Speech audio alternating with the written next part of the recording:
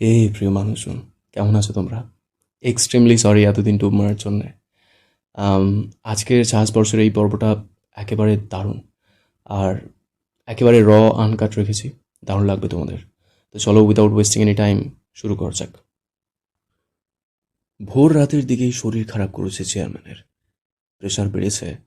নাক দিয়ে চিরচির করে পড়া রক্ত দেখেই ভয়ে দিশারা হয়ে পড়েছিল অর্ণিমা। আরও তো ফিরল ভোর রাতের খানিক আগে। ঘরে এসে গোসল সেরে বিছানায় গায়েলে দিতেই দরজায় কড়া পড়েছে। বিরক্ত হয়ে উঠে গিয়ে দরজা খুলতেই মায়ের কান্না ভরা মুখটা দেখল। অরুণিমার গলায় কথা আটকে আছে। সে কথা বলছে না। তার ব্যাকুলতায় আরাধ্য অবুঝের ন্যায় প্রশ্ন করল, কি হয়েছে আম্মা? অরুণিমা হাত ইশারায় কিছুটা দেখাচ্ছে, তবে আরাধ্য ইশারা না বুঝেই বারবার অরুণিমার মুখের দিকে তাকিয়ে দেখছে। অরুণিমা কথা বলল না আর। দ্রুত আরাধ্যের হাত ধরে টেনে নিয়ে গেল ঘরে। চেয়ারম্যানের অবস্থা ততক্ষণে বেহাল দশা। খাটের উপর বসে কেমন যেন একটা করছে লোকটা। আরাধ্য এসে দ্রুত পায়ে এগিয়ে গিয়ে চেয়ারম্যানকে ধরে কয়েকবার ডাকল, আব্বা, ও আব্বা, কেমন লাগছে আপনার? চেয়ারম্যান শরীর ছাড়তে শুরু করেছে। আরাধ্য নাকের রক্ত দেখে বলল, আম্মা, জলদি ঔষধের বাক্সখান আনেন দেখি। অরুণিমা ঘরে থাকা একটা বক্স ঔষধ এনে আরাধ্য হাতে ধরিয়ে দিল। আরাধ্য চেয়ারম্যানকে ছেড়ে খুঁজে খুঁজে প্রেশারের ঔষধ বের করল। আম্মা, পানি আনেন। অরুণিমা পানি এনে দিল। আরাধ্য ঔষধ বের করে চেয়ারম্যানকে খাইয়ে দিল। বিছানার পাশ হতে একটা গামছা টেনে পরিষ্কার করলো তরল রক্ত। চেয়ারম্যান বোধহয় খানিকটা আরাম পেলেন। আরাধ্য তাকে শুইয়ে দিয়ে বেরিয়ে এলো। ঘড়িতে সময় তখন 7টার কাছাকাছি। ঘরে এসে ইফরাকে খুঁজল। মেয়েটা নেই। আরাধ্য এদিকে উকিঝুঁকি দিয়ে দেখল পুরো ঘর ফাঁকা, তবে গোসলখানা থেকে পানির শব্দ আসছিল। আরাধ্য নিশ্চিত হলো ইফরা গোসলখানায় রয়েছে। বিছানায় চিত হয়ে শুয়ে চোখ দুটো উপর ডান হাত রেখে বিছানায় চিত হয়ে শুয়ে চোখ দুটোর উপর ডান হাত রেখে ঘুমানোর চেষ্টা করল। কিছু সময় বাদেই গোসলখানা থেকে ঘরে এলো ইফরা। আরাধ্য তখনও পুরোপুরি ঘুমে তলিয়ে যেতে পারেনি। ইফরা এসে পাশে বসল। আলতো হাত চোয়ালো লোকটার চুলে। আরাধ্য চোখ থেকে হাত নামিয়ে ইফরাকে দেখল। এরপর কোলের উপর মাথা রেখে জিজ্ঞেস করল, জ্বর কমেছে? হুম। পুরোপুরি কমেছে? ইফরা চুল টেনে দিতে দিতে বলল, জি। ব্যথা কমেছে? কমেছে। আরাধ্য চোখ বুজে নিল। চেহারায় ঘোর বিষণ্ণতা তার। চোখের নিচে ঘুম জাগা কালো দাগ। ঘাড় গলায় ছোপ ছোপ লালচে দাগ। এ সকল ক্ষত ইফরার করা। আরাধ্যের হাতে ক্ষত হয়েছে, তবে কিসের ক্ষত ওসব জানাতে চাইল না ইফরারকে। আরাধ্যর হাতে ক্ষত হয়েছে, তবে কিসের ক্ষত ওসব জানাতে চাইল না ইফরাকে। শুধু হাতের ক্ষতটায় ইফরা একটু হাত বুলিয়ে বলল, প্রসাধনী লাগিয়েছেন? কোথায়? হাতে ক্ষত হয়েছে আপনার? খুন করা বড় খাটুনির কাজ, তাই নয় কি? সে খুনের একটু চিহ্ন না বহন করলে তবে আপনি কিসের বিচারক হলেন? আর্থ তাকালো। লাল রঙা চোখ জোড়ায় অবুঝের ন্যায় চেয়ে থাকলো ইফরার মুখপানে। ইফরা বলল, আপনি প্রকাশ্যে শুদ্ধ হলেও ভিন্ন রূপে ভয়ঙ্কর বিধ্বংসী। আর্থ উঠে বসল। শরীরটা হালকা মোচড় কেটে একখান সিগারেট চালালো। ইফরার সামনে বেপরোয়া পুরুষটির প্রতি ইফরার সামনের বেপরোয়া পুরুষটির প্রতিটি আচরণ খুঁটিয়ে খুঁটিয়ে দেখছে। আবারও গাঢ় একটা টান দিতেই ইফরা বলল, একটু তাকান না আমার দিকে, দেখুন তো মায়া লাগে কি না। সত্যি লাগে না? কেন লাগে না বলুন তো? ভালোবাসতে পারিনি আপনাকে, তাই। আর্ধ হাসল। এ হাসির ব্যাখ্যা নেই। কে বলেছে ভালোবাসো না? তোমার চোখ জোড়ায় পানিরা। তুমি মিথ্যা বললেও ওই সাদামণির চোখ কখনো মিথ্যা বলে না। তুমি ভালোবেসেছো আমায়। এ কি তবে পাপ করেছি? তোমার ভাষ্য মতে কে কি বলে আমার জানা নেই ইরা। তবে দুনিয়ায় হাত বাড়ালেই যেখানে সব পাওয়া যায়, সেখানে তোমায় পেতে আমি নির্লজ্জ বেহায়া হয়ে তোমার সামনে দাঁড়িয়েছি। এ আমার প্রাপ্তি। তবে কি আপনি অস্বীকার করছেন আপনি পাপ করেননি? মানুষ হত্যা পাপ নয়? আমি পাপী। নিজের কৃতকর্ম যে কোনো পরিস্থিতিতে স্বীকার করার সাহস এ বুকে রয়েছে ইরা।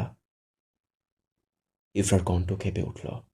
সে ধরা গলায় বলল, জানেন তো এসবে অভিশাপ লাগে, কোথাও না কোথাও গিয়ে ঠিকই লাগবে। এসব অনর্থ কিভাবে সামলাবেন আপনি? কাল পিছু নেওয়ার কারণ কি ছিল ইরা? ইফরা তার ছেলের হাসল। আরাদের হাতটা জড়িয়ে নিয়ে মাথা ঠেকালো তাতে। কতকাল আর বুলিয়ে রাখবেন আমায়? কতকাল এই আড়ালে আবডালে সব চলবে বলুন? আরদু সিগারেটে পরপর দুটো লম্বা টান দিয়ে ধোঁয়া গিলল। ইফরা বলল, আপনি ঠিক না ভুল এসবের বিচারে আমি নামব না। আমি সাহসী নই যে আপনার বিপক্ষে দাঁড়াবো। আমি আমি সাহসী নই যে আপনার বিপক্ষে দাঁড়াবো। আমি শুধু অনুরোধ করতে পারি, এসব খুন খারাপি সংঘর্ষ বন্ধ রাখুন। রাখবেন বলুন? আর্ত চোখ বুজে তৃপ্তির হাসল। সিগারেটের শেষ অংশ টেনে মেঝেতে ছুঁড়ে মেরে পড়ল, বাঁচতে হলে লড়তেই হবে, নয়তো আমি মারা গেলে। বাঁচতে হলে লড়তেই হবে, নয়তো আমি সরে গেলে তোমায় সকলে পিষে মারবে।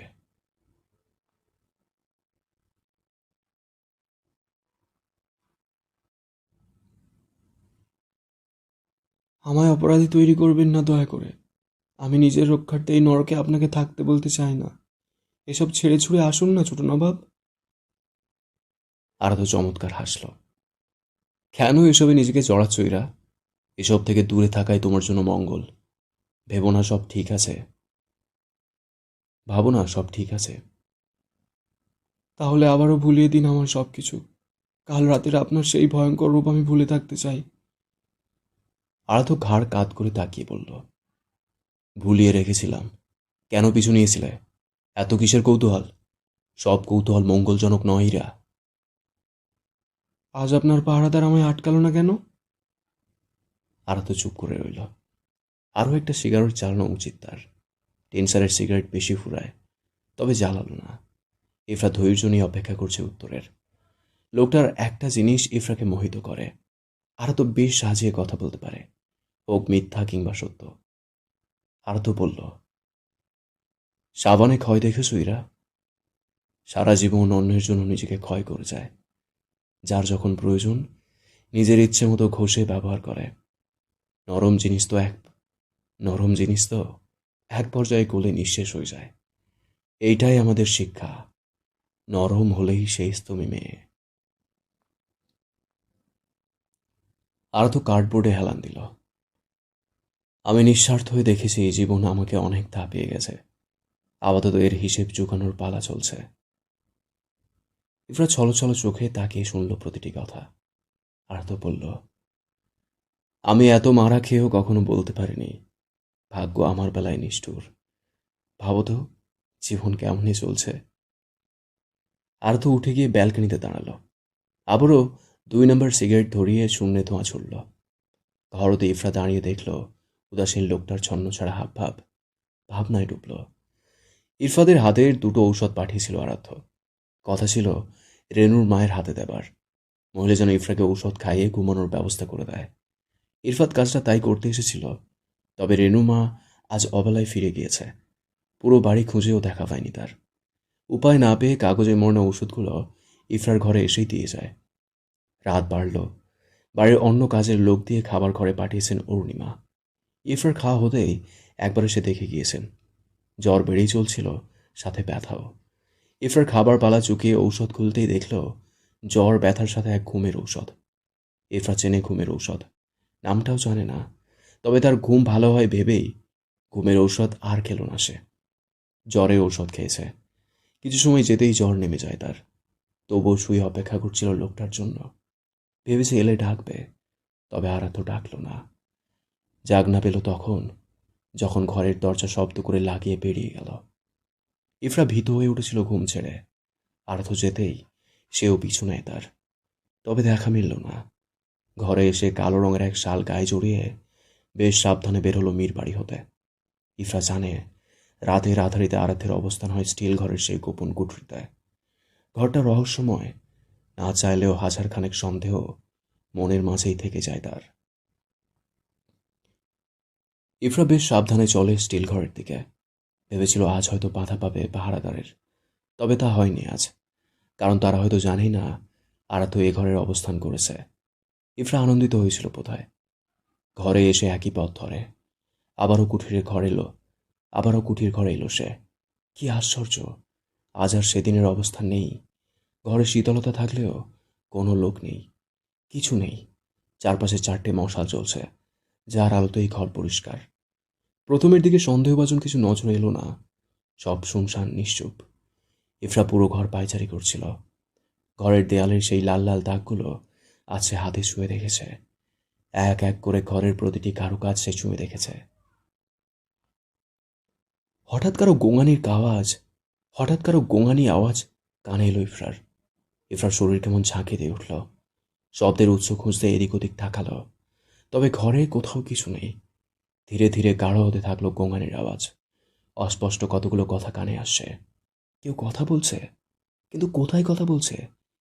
ইফরার ষষ্ঠ ইন্দ্রিয় সজাগ হয়। ধীরে ধীরে শব্দ অনুযায়ী পা চালায় সে। কিছু সময়ের মধ্যেই পরপর কয়েকবার ঘুরপাক খেল সে। তবুও অস্বাভাবিক কিছু নেই। তবে কেউ কথা বলছে। সে কথাগুলো হালকা পাতলা প্রবেশ করছে ঘরে। ইফরা ক্লান্ত হয়ে ঘরের মেঝেতে বসে পড়ল। মনে মনে বারবার খোদাকে স্মরণ করছে। কিছুটা চেঁচামেচি কানে আসছে এবার। ইফরা শান্ত হয়ে ঘরে কান পাতে। ধস্তাধস্তি হচ্ছে। হ্যাঁ, ধস্তাধস্তি করছে কেউ। ইফরা উৎসাহ খুঁজে পায় না। পুরো ঘরটা ভয়ঙ্কর এক পাতালপুরি মনে হলো তার কাছে। ঠিক রাক্ষসে নগরী লাগলো, যেটায় অদৃশ্য কত কারবার চলে, তবে চোখে পড়ার মতো না। ইফরার রাগে ব্যর্থ নারীর মতো মাটির মেঝেতে কয়েকবার হাত বাড়িয়ে দিতেই খটখট এক শব্দ হলো। ইফরার ক্লান্ত মস্তিষ্ক আবারও সজাগ হলো। সে কিছুটা ঝুঁকে মাটিতে কান পেতে কিছু শোনার চেষ্টা করল, তবে কথাগুলো এখন আর কানে আসছে না। উঠে বসল। আবারও পরপর 2বার মাটিতে আঘাত করে নিশ্চিত হলো এটা মাটি নয়, এ স্থানে কাঠের অবস্থান রয়েছে। ভেলকি দিতে নতুন এক সাজসজ্জা এখানে। ইফরা কাঠ সরানোর পথ খুঁজল। প্রথমত কার্পেট সরিয়ে এরপর ভারী মোটা কাঠের লম্বা টুকরো বেশ কষ্টে টেনে সরালো।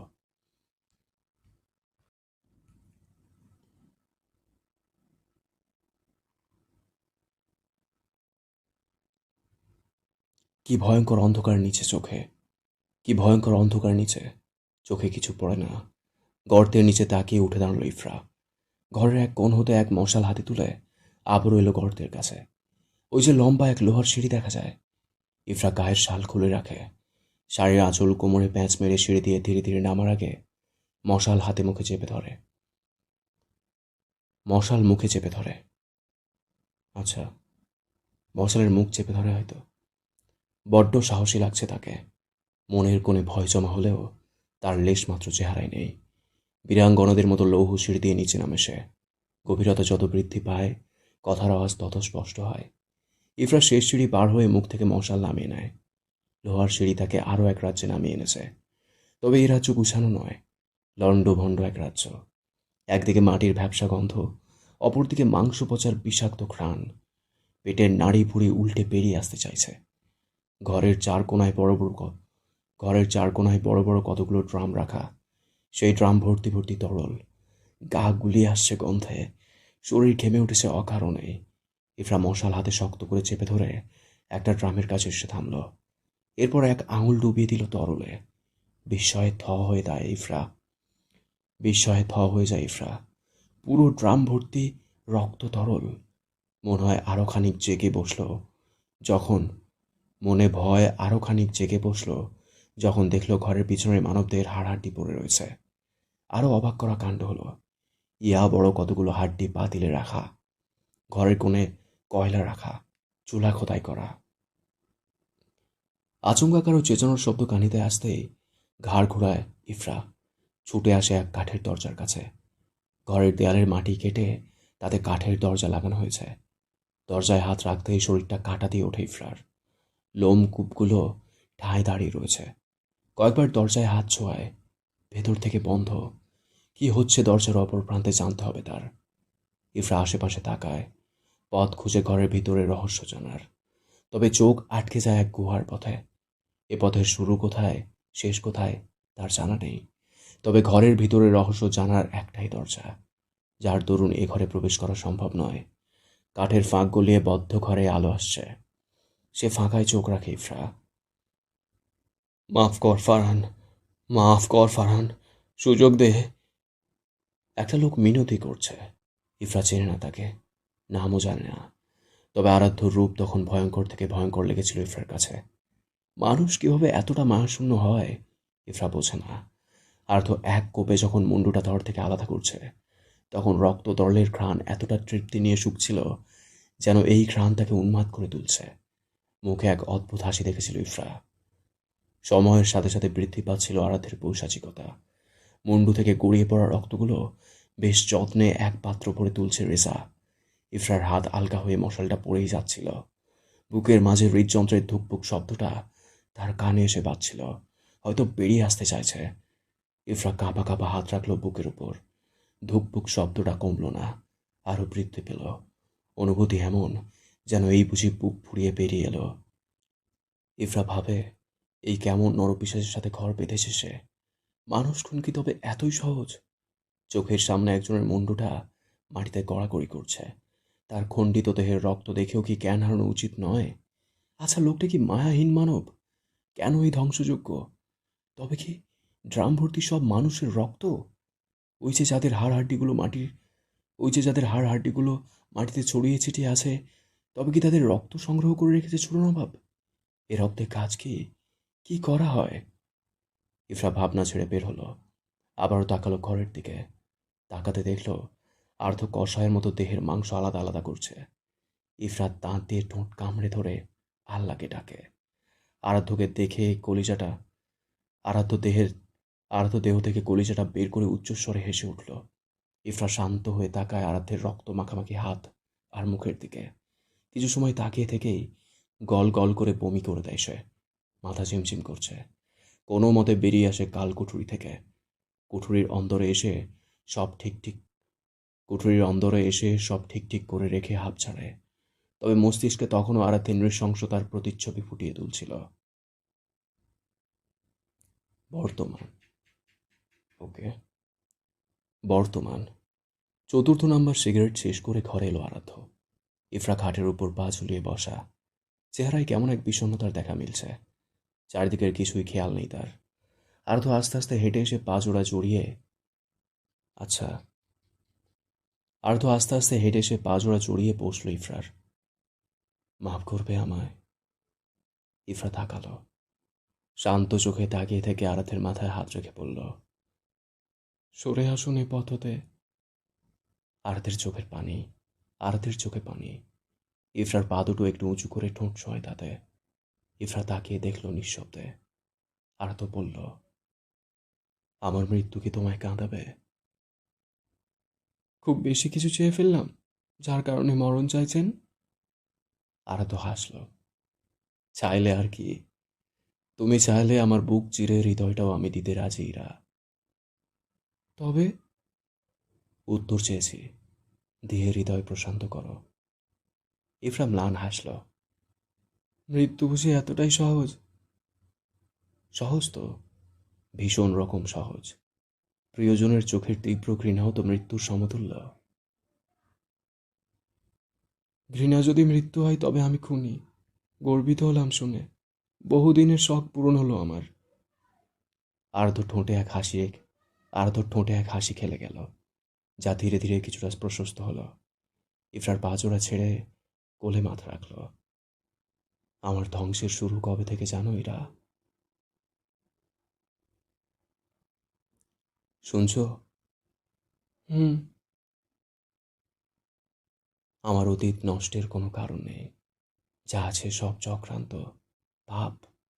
আর সেই পাপের রাজ্যের উপর তোমার অবস্থান ইরা। সেই রাজ্যের কর্ণধার আমি, বিচারক আমি। তবে এত সবের মাঝে আমি এক ফুলের চাষ করছি ইরা। সেই ফুল তুমি। ইফরা চোখ বুজে গাঢ় এক নিঃশ্বাস ছাড়ল। আর্থের চুলে এলোমেলো হাত বুলিয়ে বলল, শুনেছি জীবনসঙ্গী কেমন হবে তা নাকি জন্মের আগেই বিধাতা ঠিক করে রেখেছে। সমানে সমানে না হলে নাকি সঙ্গিনী হওয়া যায় না। তবে আপনার রাজত্বে আমার অবস্থান হলো কি করে? আর্থ মাথা উঁচু করে তাকালো। মুখে একটু রসিকতা ভাব এনে বলল, ঠিক তো। আজ আর ইফরা বিরক্ত হলো না। আজ বলতে কি, এখন আর কোনো বিরক্তিই তাকে ছুঁতে পারে না।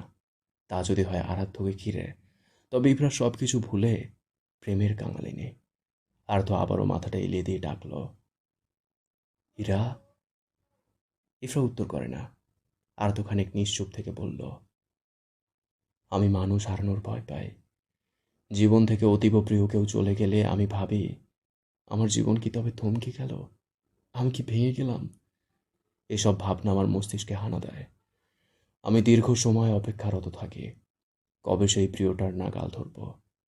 তবে সব কিছুর ঊর্ধ্বে গিয়েও যখন দেখি মানুষ আমায় ঘিরে চক্রান্তে মেতেছে, অথচ আমি নির্বোধ মানবের মতো তাদের ভালোই চেয়ে চলেছি, আমি সরে আসি। নিজেকে ধীরে ধীরে ভাঙতে শুরু করি। এত পরিমাণ কষ্ট দিতে শুরু করি, যা সবার জন্যই বিরক্তি হয়ে দাঁড়ায়। আমি কল্পনায় একখান করে ঘর বাঁধি, যে ঘরের প্রতিটি আনাচে কানাচে, প্রতিটি শূন্যস্থান নিজেই ভরাট করে দিই। এই পর্যায়ে থেমে কিছুটা দম নিল আরাধ্য। চোখ বুজে নিঃশ্বাস টেনে বলল, জানোইরা, জীবন অজান্তেই ধ্বংসমুখী, অথচ বয়সটা কিন্তু শখের। আমার কোনো শখ নেই। আমি পাপী, আমি ধ্বংস, আমি এলোমেলো অগোছালো পথিকীরা। আপাতত আমি শুধু তোমার লোভী। তোমায় ছুঁয়ে থাকার যে কি পরিমাণ আকাঙ্ক্ষা আমার, তা তুমি বুঝলে আমি ধন্য হতাম। তুমি আমার নিকট কি, তা বোঝানোর কোনো শক্তি আমার নেই। শুধু জানি তুমি সামনে থাকলেই আমার শান্তি। এক বিধ্বংসী পুরুষের সমাপ্তি তোমার মাঝেই নিবেদিত ইরা। ইফরা আঙুলে কপাল চেপে ধরল। আপনার কি মনে বাজছে না আপনি নিজের দুর্বলতা প্রকাশ করে ফেলেছেন? এতে আপনার ধ্বংস আসতে পারে। আর তো পিছলে হাসল।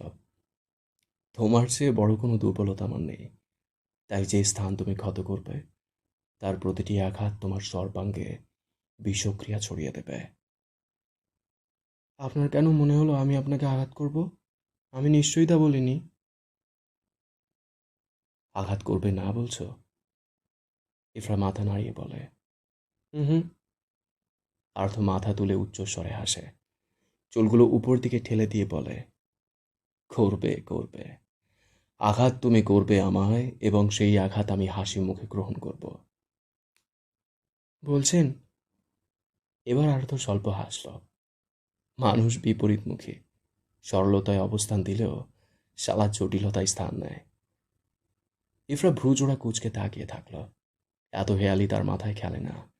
আবার ইচ্ছেও জাগে না নতুন করে প্রশ্ন করে কারণ জিজ্ঞেস করার। আর্থ জিজ্ঞেস করল, তোমার বয়স কত ইরা? 16 হবে হয়তো, মনে নেই। আমার কত জানো? ইফরা কিছুটা ভেবে তারপর না করে। আর্থ বলল, তুমি সবে 16, আর আমি 25-এর ঘরে। আমার বয়সে আসলে ধীরে ধীরে অনুভব করবে জীবনের দৃঢ়তা। ইফরার গলা ধরে এসেছে। জীবনটা ছোট হওয়াই ভালো, ছোট নবাব। এত বিষাদের সঙ্গিনী হয়ে দীর্ঘদিন বেঁচে থাকা সম্ভব নয়। আরাধ্য নির্লিপ্ত চেয়ে থাকল। ফ্যাকাশে লাগছে ইফরার মুখটা। এই ইফরা কেমন যেন। ইফরা বুঝদার। আর্থের ভাষ্য মতে মেয়েটাকে সে বুঝদার বলেই আখ্যায়িত করে এসেছে। চোখের কোণ দুটো লাল হয়ে রয়েছে। এত সময় নীরবেই কেঁদেছে। আরাধ্য ডাকল, রক্ত কমলে নেই? ইফরা তাকাল। জি, বলছেন কিছু? আরও শুনবে?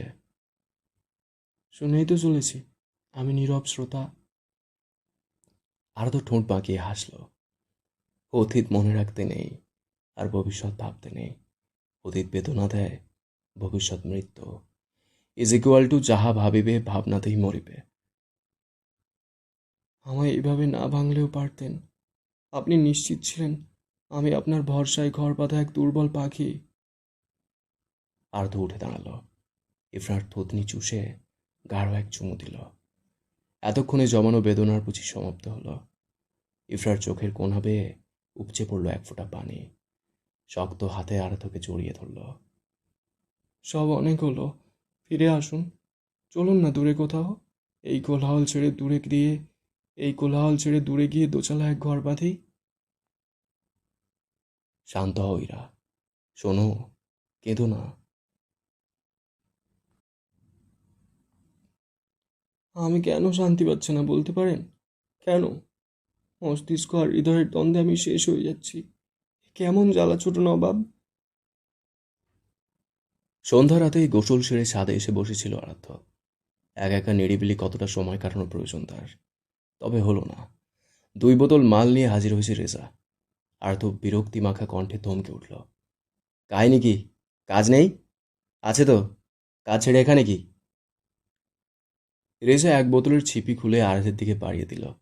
এরপর নিজের বোতলে লম্বা এক চুমুক দিল। কিছু সময় নীরবে কাটলো তাদের। আকাশে চাঁদ নেই, তবে তারার মেলা বসেছে। ভালোই লাগছে দেখতে। অন্ধকার রাতে আকাশের বিশালতায় মুগ্ধ হবার যথার্থ কোনো কারণ নেই। তবে হতাশা দূরের এক মাধ্যম হতে পারে। আর্থ জিজ্ঞেস করল, ছোট শুয়োরের লাশ পৌঁছাতে কেউ দেখেছিল? দেখেছে ছোট নবাব। আরাধ্য কঠোর চোখে তাকালো। রাগান্বিত কণ্ঠে বলল, তবে আর কি? প্রস্তুতি নাও জেলের প্যাদানি খাবার। আউলারে কামে লাগাই আমি। রেজা তাকালো আরাধ্যের দিকে। আরাধ্য পরপর কয়েকবার মদ গিলছে। চিন্তিত থাকলে এমন করে সে। রেজা জিজ্ঞেস করল, চিন্তিত লাগছে আপনাকে? কিছু ভাবছেন ছোট নবাব? আরাধ্য অর্ধেক বোতল খালি করে ক্ষান্ত হলো। সময়টা বড্ড বাজে চলছে রে। তার থেকেও বাজে আমি। দুজনেই হাসলো খানিক। দুটো সিগারেট বের করে আগুন দিল রেজা। রুদ্রনীল। হুম? পুনর্জন্ম হবে তাই না? কেন ছোট নবাব? ও জন্মের হিসাবটাও কি চুকিয়ে যাবেন? আরাধ্য মলিন হাসল। সিগারেটে এক টান দিয়ে বলল, অন্তর পুড়ছে রে। বড্ড মায়া মায়া লাগছে। জিনিস কাড়াক হলে মায়া একটু থাকবেই ছোট নবাব। আর তো ভ্রু চায়। একটা সংসার করব ভাবছি। ভাবছেন? ভাবছি। রেজা ভয় ভয়ে খানিক হেসে বলল, আপনি ঘর বাঁধার মানুষ নন। হয় নাকি? আচ্ছা, এটা হয় নাকি নয়? তাই নাকি? তাকালো আরাধ্য। রেজার চোখে চোখ রাখল। রেজা বলল, এতদিন শুনেছি প্রেম নাকি কাঁঠালের আঠা, লাগলে ছুটে না। আজ নিজ চক্ষু দেখি। গলা কাঁপিয়ে হাসল আরাধ্য। হ, ওসব বালের কথা যে বলেছে সে শালাও প্রেমেই মরেছে। সিগারেটে আরও এক টান দিয়ে মুখ ভর্তি ধোঁয়া গিলল আরাধ্য।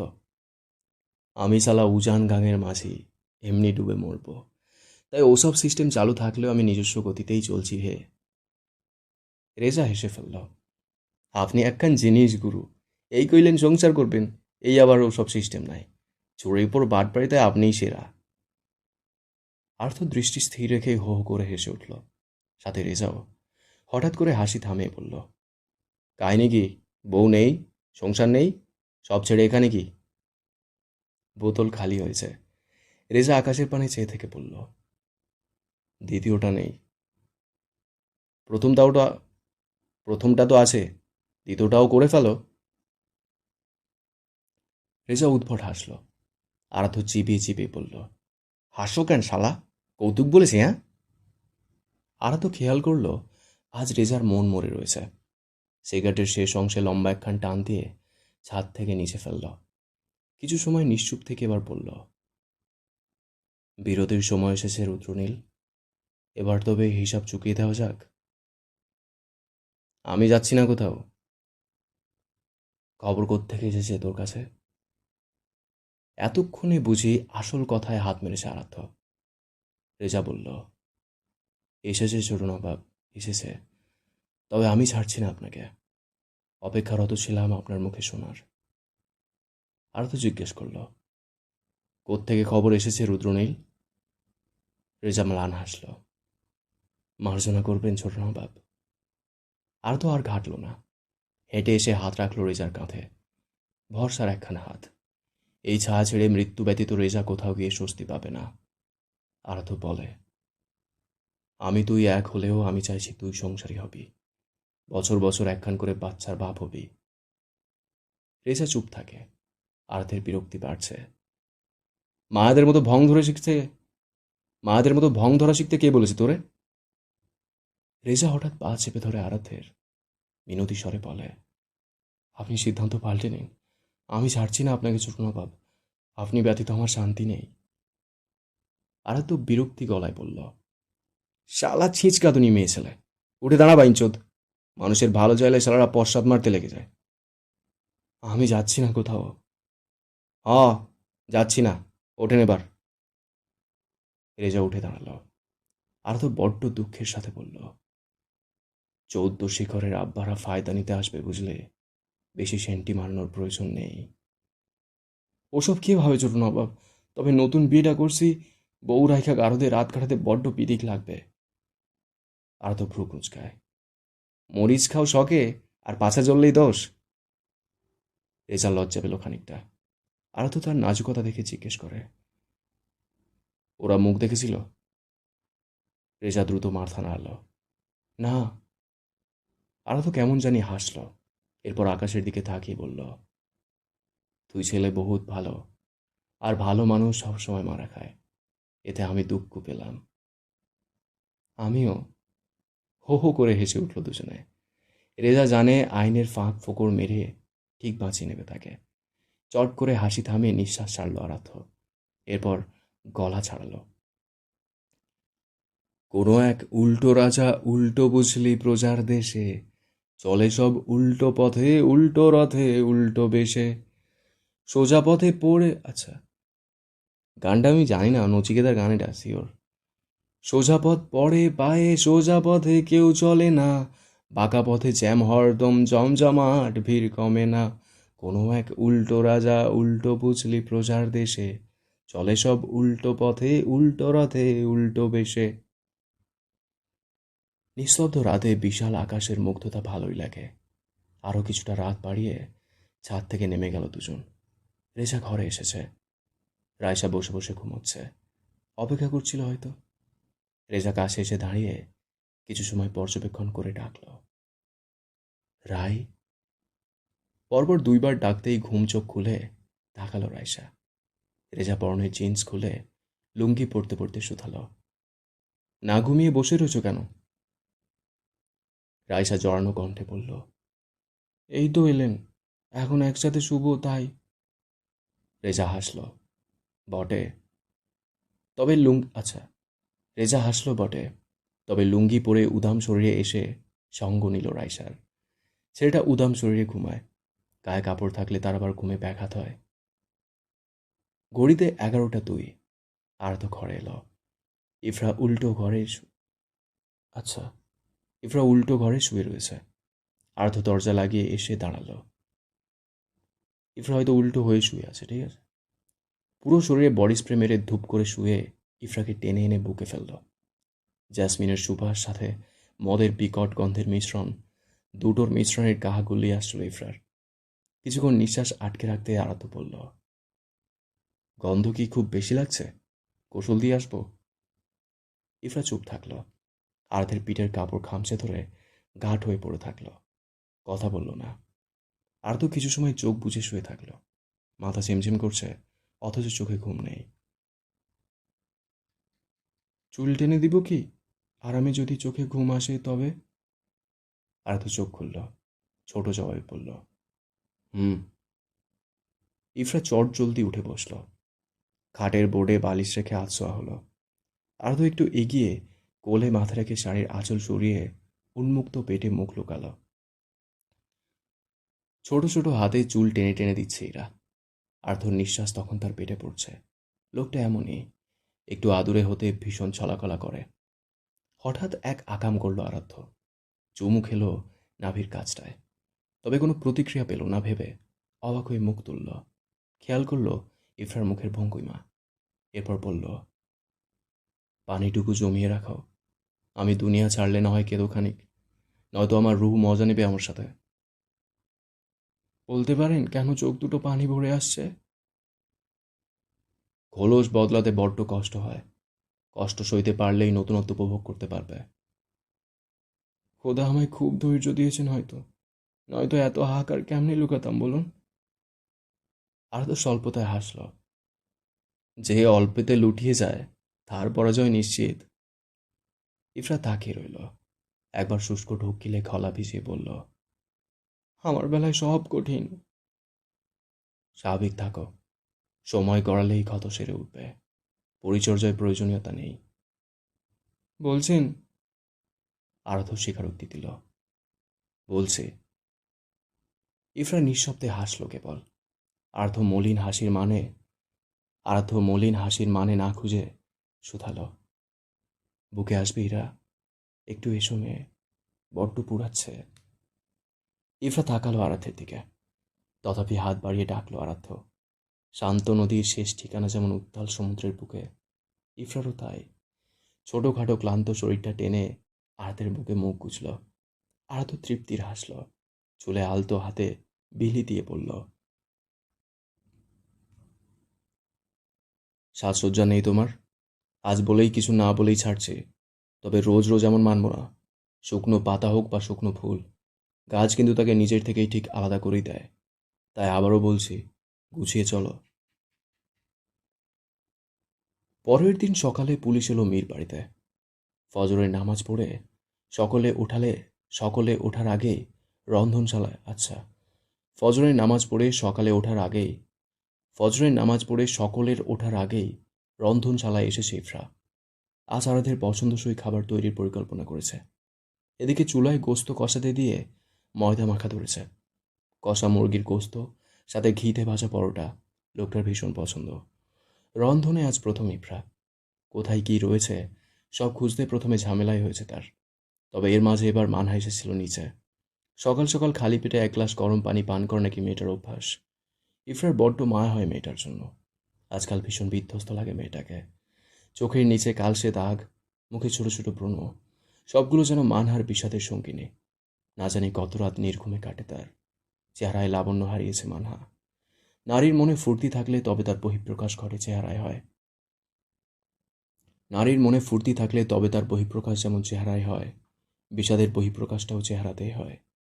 সব এলোমেলো ভাবনা একপাশে ফেলে গোস্ত কষিয়ে ঝোল দিল ইফরা। কতগুলো পাকা টমেটো এক বাটিতে নিল। শেষ পাতে টমেটোর চাটনি করবে সে। লোকটা খেতে চেয়েছিল। একে একে সব কাজ গুছিয়ে নিয়েছে ইফরা। ঘড়িতে সময় কত কে জানে। এর মাঝে অরুণিমা এসে হাজির হলো রন্ধনশালায়। চেহারায় কিছুটা রাগের আভা। ইফরার দিকে মৃদু রাগ নিয়ে তাকাতেই হেসে দিল সে। ঝোল প্রায় শুকিয়ে এসেছে। অরুণিমা সেদিক খেয়াল করে নেড়ে চেড়ে নামিয়ে দিল। ইফরা টমেটো কাটছিল। এর মাঝেই গলা ছেড়ে হাঁক দিলেন অরুণিমা। ও রেনুর মা, রেনুর মা। নিচতলায় রেনুর মা থাকার একখানা ছোটখাটো ব্যবস্থা করেছে অরুণিমা। রেনুর বিবাহের পরে ওই ভাঙাচোরা দোচালা ঘরে কেমন জানি দম আটকে আসতো তার। অরুণিমা হয়তো সব বুঝেই স্থান দিয়েছে। রেনুর মা এসে দাঁড়ালো চুলার মুখে। অরুণিমা আদেশ করলেন, পরোটাগুলো বানিয়ে ভেজে দাও রেনুর মা। বৌরানী একাই চুলোর আঁচে অনেক কাজ করছে। রেনুর মা ব্যস্ত হাতে পরোটা বানিয়ে তেলে দিতে লাগলেন। অরুণিমা সেই পরোটা তেলে ভেজে তুলে নিচ্ছে। ইফরার মনে মেঘ জমল। যেসব কাজ নিজ হাতে করার শখ ছিল তা হয়ে উঠছে না। এখন ছুরি হাতে নিয়ে পাকা টমেটোগুলো কাটতে যাবে, তার আগেই থমকে ওঠে অরুণিমা। বড্ড সাহস হয়েছে তোমার, বড্ড সাহস সঞ্চয় হয়েছে তোমার বৌরানী। আমার নিষেধাজ্ঞা সত্ত্বেও রান্নার কাজে কেন হাত দিয়েছো তুমি? ইফরা শুষ্ক ঢোক গিলে গলা পেছালো। অরুণিমা উল্টো ঘুরে মেয়েটার ভয়ার্ত মুখের দিকে খানিক সময় তাকিয়ে থাকলো। ছোটখাটো মুখটায় ভয় ভয় একখান ছাপ। অরুণিমা ফিক করে হেসে দিল। ইফরা অবাক চোখে তাকালো। অরুণিমা হাসি থামিয়ে বলল, ভয় পেয়েছিস? ইফরা মাথা ঝাঁকালো। অরুণিমার হাসি এবার আরও গাঢ় হলো। চুলার আঁচ কমিয়ে এসে ইফরার পাশে দাঁড়ালো। একটু আদুরে হাতে স্পর্শ করলো ইফরার গাল। ফর্সা গাল লাল হয়ে উঠেছে। অরুণিমা শাড়ির আঁচলে মুখের মৃদু ঘামটুকু মুছে দিল। এরপর নরম স্বরে বলল, বহুবার বলেছি বৌরানী, তুমি এই মেয়ে, মীরবাড়ির রানী। এই ফায়াজ ব্যতীত অন্য কোনো কাজে তোমার মনোনিবেশ করার বিন্দুমাত্র প্রয়োজন নেই। তবুও তুমি যেন শুনছই না। ইফরা কথা বলতে পারে না। গলায় দলা পাকিয়েছে সব। অরুণিমা আরও কিছু বলবে, এমন সময় অন্দরের চেঁচামেচি কানে আসে। হাতের কাজ সব ফেলে রেখে অরুণিমা অন্দরে আসে। ইফরাও ব্যতিক্রম নয়। শাড়ির আঁচল মাথায় টেনে এগিয়ে এলো অন্দরে। পুলিশ এসেছে। আঁতকে ওঠে ইফরা। গলা শুকিয়ে আসছে তার। চেয়ারম্যান বাড়িতে পুলিশ আসা নতুন ব্যাপার নয়। তবে আজকাল পুলিশ দেখলেই মনে এক অচেনা ভয় জেঁকে বসে তার। হয়তো কিছু একটা হারানোর ভয়, একটা বিশ্বস্ত আশ্রয় হারানোর ভয়। পূর্ণিমা কাব্যের দিকে তাকিয়ে থাকলো কিছু সময়, এরপর কিছুটা গম্ভীর গলায় জিজ্ঞেস করল, কাহিনী কি অফিসার? সকাল সকাল এসেছেন? কাব্য এক দৃষ্টিতে তাকিয়েছিল মহিলার দিকে। পূর্ণিমা নিঃসন্দেহে রূপবান, এতে কারো সন্দেহের অবকাশ নেই। পূর্ণিমা ভ্রু কুঁচকাল। কাব্য দৃষ্টি নামিয়ে বলল, চেয়ারম্যান সাহেব কোথায়? ডাকুন ওনাকে। ইফরার কি জানি হলো, এক মুহূর্ত দেরি না করে ছুটে গেল সিঁড়ির দিকে। মাথার কাপড় আলগা হয়ে লম্বা বেনুনটা দুলতে দুলতে সিঁড়ি বেয়ে উঠছে। কাব্য ঠোঁট কামড়ে দেখল মেয়েটার উঠে যাওয়া। হৃদয় স্পন্দন দ্রুত কদমে চলতে শুরু করলো তার। যত দূর অবধি ইফরার চোখের আড়াল না হয়, তত দূর অবধি তাকিয়ে থাকলো সে। সবেমাত্র ঘুম হতে উঠেছে আরাধ্য, তখনও কাটেনি ঘুমের রেশ। মাথাটা ঝিমঝিম করছিল বটে, সেসবে পাত্তা না দিয়ে বিছানা ছেড়ে গোসলখানার দিকে পা বেরিয়েছে এমন সময় পিছন হতে দুটো নরম হাত জড়িয়ে নেয় তাকে। আর্ধের নাকে এক মিষ্টি গন্ধ আসে। সেই গন্ধটা, সে এই গন্ধটা চেনে। ইফরার শরীর হতে বেশ কয়েকবার পেয়েছে, যার দরুন চিনতে আর কষ্ট হলো না নরম দেহের মালিককে। আর্ধ কিছু সময় নিশ্চুপে দাঁড়িয়ে থাকলো। ইফরার দেহ অস্বাভাবিক কাঁপছে, বারবার খামচে ধরছে বুকের মাংস। পরিস্থিতি বড্ড গোলমেলে, তবুও স্বাভাবিকতার কথা চিন্তা করে বুক হতে ইফরার হাত দুটো পরপর চুমু খেল। এরপর কিছুটা রসিক হয়ে বলল, তুমি ভীষণ কোল ঘেঁষা হয়েছ ইরা, যখন তখন এসে অদূর হয়ে চিপকে যাচ্ছ। ইফরার ডুকরে উঠল। আরাধর বোধগম্য হচ্ছে না কিছু, তবে সে হঠকারিত করার ছেলে নয়। শান্ত কণ্ঠেই শুধালো, কিছু কি হয়েছে? বলবে আমায়? ইফরা আরও চিপকে গেল কিছুটা, যেন সে ভয় পাচ্ছে। আর্থ একটা দীর্ঘশ্বাস ছেড়ে ঘুরে দাঁড়ালো, দুই হাত ইফরার গালে রেখে একটু খানিক দেখল, এরপর বলল, আমি তোমায় বুঝদার মেয়ে বলেই জানি, তবে কিসের এত ব্যাকুলতা ইরা? ইফরা দম নিয়ে বলল, নিচে পুলিশ এসেছে। কেন এসেছে? আপনি উল্টাপাল্টা কিছু করেননি তাই না? আরাধ উচ্চস্বরে চমৎকার করে হাসল। পুলিশ এসেছে? ইফরা সরল চোখে তাকিয়ে বোঝার চেষ্টা করছে। আরাধ হাসি থামিয়ে বলল, পুলিশ এসেছে বলে তুমি ভয়ে সিঁড়িয়ে যাচ্ছ? এ বাড়িতে পুলিশ আসা নতুন কবে হলো বলো তো? আপনি হাসছেন? আর্ধ ভাব ধরল। কি বলছো? হাসলাম বুঝি? রসিকতা মোটেও ভালো লাগছে না আমার। নিচ হতে চেঁচামেচি কানে বাজছে। দুজনের কথা স্থগিত হলো। আর্ধ বিছানার পাশ হতে এক গেঞ্জি হাতে তুলে ঘর থেকে বেরিয়ে গেল। ইফরা অশান্ত মনে আবারও বিপদের এক আশঙ্কা পেল। আর্ধর পিছু নিয়ে নিচে এলো। ততক্ষণে রেজাকে আটকে রেখেছে দুজন পুলিশ। চেয়ারম্যান কাব্যের সাথে কিছু একটা বলছিলেন। অর্ণিমা রায়সাকে জড়িয়ে ধরে আছেন। মীরবাড়ির কাজের লোক থেকে শুরু করে প্রতিটা সদস্য আপাতত অন্দরে উপস্থিত। ইফরা শেষ সিঁড়িতে এসে থেমে গেল। আর্ধ গিয়ে সোফায় গায়ে এলিয়ে বসল। এরপর আশেপাশে তাকিয়ে সব দেখে নিয়ে ডাকল, অফিসার, ও অফিসার। কাব্য ঘুরে তাকাল। আর্ধ আর চোখে কেমন করে জানি দেখল তাকে। খবর ভালো তো নাকি? কাব্য ঠোঁট কামড়ে হাসল। বহুত ভালো জুড়ো নবাব, আপনার বলুন। আমার খারাপ থাকার কারণ নেই, তবে হ্যাঁ, আমি থাকলে বাকিদের ভালো থাকার কারণ নেই। বাহ, চমৎকার কথা। তবে আমার কেমন জানি তবে বাহ, চমৎকার কথা। তবে আমার কেন জানি মনে হয় এ ভালো থাকা দীর্ঘস্থায়ী নয়। আর্ধ সোজা হয়ে বসল। বলছেন? বলছি। আর্ধ রসিক স্বরে বলল, বেশ তো, তাহলে ধরে রাখুন সময়।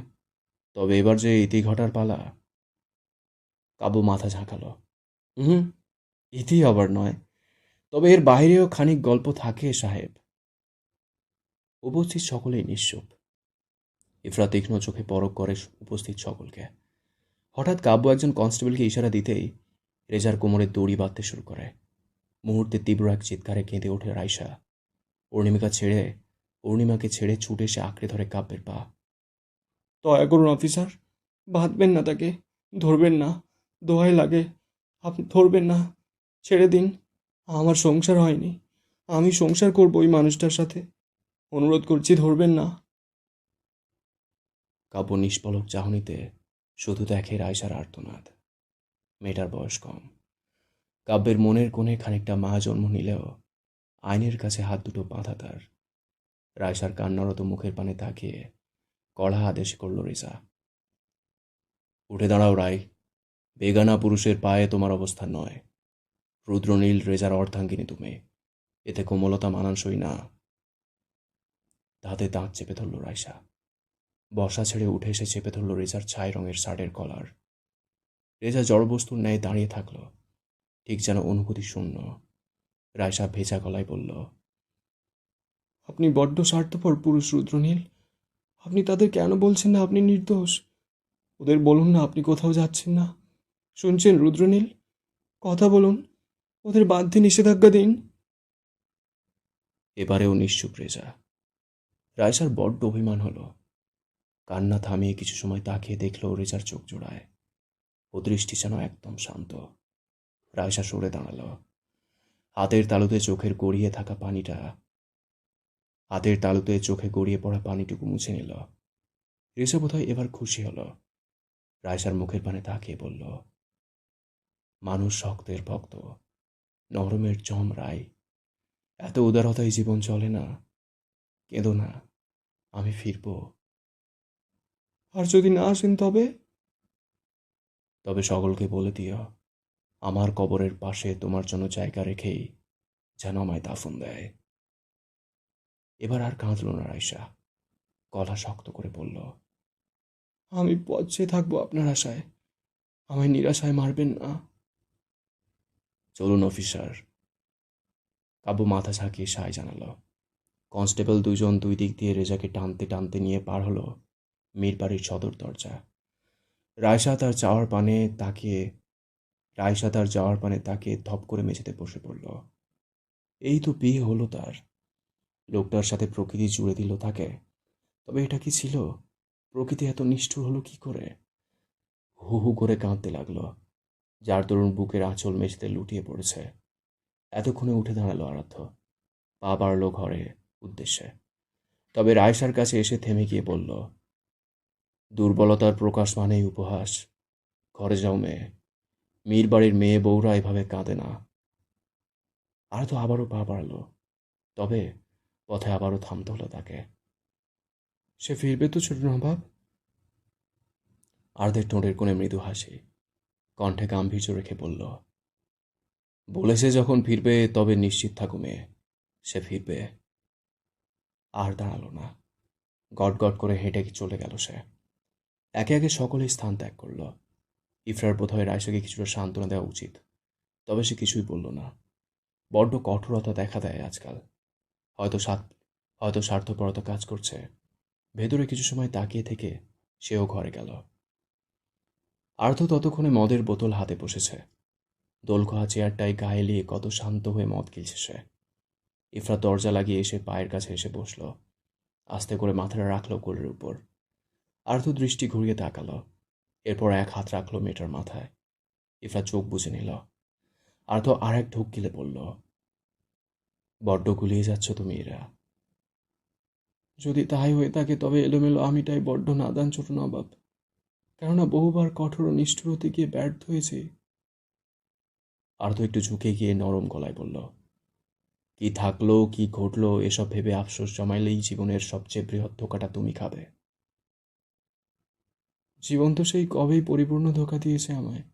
এর চেয়ে বড় ধোকা কি আদতেও আছে ছোট নবাব? কথা সত্য। ইফরা গাঢ় এক দীর্ঘশ্বাস টানল। একখানা আবদার করি। আর্থ মদের বোতলটা রাখলো। এরপর মনোযোগী হলো। ইফরা বলল, ছেড়ে যাবার জন্য নিশ্চয়ই হাত ধরেননি তাই না? যদি তাই হয় তবে আপনি ব্যতীত আমার কিছুই নেই। আপনি ছেড়ে যাবেন না। উঠে এসো ইরা। তোমার স্থান পায় না আমার বক্ষ পিঞ্জরে। অহেতুক নিজেকে নত করো না। ইফরা অনেকক্ষণ আরাধ্যের চোখ জোড়া দেখল। রক্তবর্ণ ধারণ করছে চোখগুলো। এর কারণ কি? সত্যি কি কোনো কারণ আছে? ধীরে ধীরে উঠে দাঁড়ালো। আরাধ্য এক ঝটকায় এনে তাকে কোলে বসিয়ে কয়েকবার গলায় নাক ঘষে। বাইরে রৌদ্রতাপ ব্যালকানির দরজা দিয়ে কিছুটা ঘরে প্রবেশ করছে। দুপুরের কড়া রোদ তখন। আর্ধ অর্ধ মাতাল নেশার ঘোরে আরও শক্ত করে জড়িয়ে ধরল ইফরাকে। লোকটার বেশভূষণ পুরো জঙ্গলিদের মতো হয়ে উঠছে। মাথার চুলগুলো ঘাড়ের উপর ছড়িয়ে ছিটিয়ে রয়েছে। মুখ ভর্তি চাপ দাড়িও বেশ বড় হয়েছে। এই আগে হলে হয়তো নাক ছিটকাত ইফরা, তবে এখন মায়ামা চোখে দেখল আর্ধ নেশার ঘোরে কিছু বকবক করছিল। ইফরা ডাকল, শুনছেন? সাড়া আসে না। কোনো মতে নিজেকে সরিয়ে নিল ইফরা। আলতো হাতে আরাধ্যের মাথাটা নিয়ে রাখলো চেয়ারে। এরপর গিয়ে দাঁড়ালো ব্যালকানিতে। তো বলো, কেমন লাগলো আজকের পর্বটা? তারপরে রাইসার ওই যে কথাগুলো, যখন রিজাকে ধরে নিয়ে যাচ্ছে যে ওই মানুষটার সঙ্গে আমার সংসার করা এখনো বাকি, আমি সংসার করবো ওই লোকটার সাথে। এই কথাটা ইফরা জান্নাত মানে আমাদের লেখিকা ম্যাডাম, ও কোনো একটা স্টেটাস বা স্টোরি ফরিয়ে দিয়েছিল বা রিল ফিল বানিয়ে এরকম কিছু দিয়েছিল। তো এই কথাটা আমার বিশাল লেগেছিল। তো সেখান থেকেই আমি ঠিক করেছিলাম যেটা পড়বো আমি। তো লেট ফেট করে ফেলছি, কিন্তু দারুণ ছিল। যারা নতুন আসছো চ্যানেলটাকে সাবস্ক্রাইব করে রাখতে পারো যদি আমাকে ভালো লাগে, নাহলে ইটস ওকে, চলেগা। আর সবাইকে অনেক থ্যাংক ইউ পুরোটা শোনার জন্যে, পুরো পার্টটা শোনার জন্যে। এবং পরবর্তী পর্ব খুব শীঘ্রই চলে আসবে এই চ্যানেলে। ততক্ষণ সুস্থ থেকো, ভালো থেকো। Thank you so much.